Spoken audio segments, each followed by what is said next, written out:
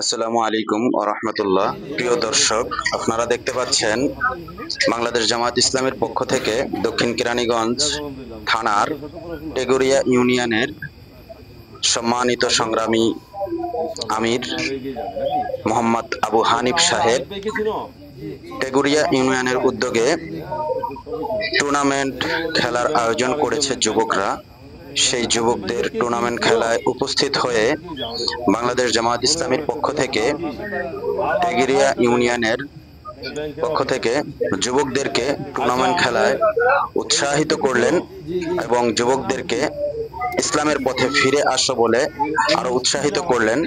ইসলামের পথে ফিরে আসলে পুরো জীবন পরিবর্তন হয়ে যাবে ও যুবকদেরকে টুর্নামেন্ট খেলা উপলক্ষে বাংলাদেশ জামায়াত ইসলামের পক্ষ থেকে কিছু হাদিয়া প্রদান করলেন এবং তাদেরকে আরো উৎসাহ দান করলেন এবং যুবকদের উপলক্ষে বললেন, তোমরা যুবকরা যদি সমাজের ইসলামের পথে এগিয়ে আসো, ইসলামের দিকে এগিয়ে আসো, সমাজ পরিবর্তন হয়ে যাবে।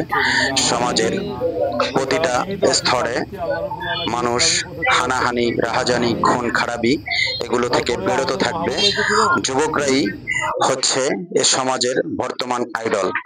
তাই যুবকদের উপলক্ষে আবু হানিফ সাহেব আরো বলেন, তোমাদের জন্য আমরা হাতছানি দিচ্ছি, বাংলাদেশ জামায়াত ইসলামী তোমাদের জন্য হাতছানি দিচ্ছে, তোমরা এগিয়ে আসো, ইসলামের পক্ষে কাজ করো।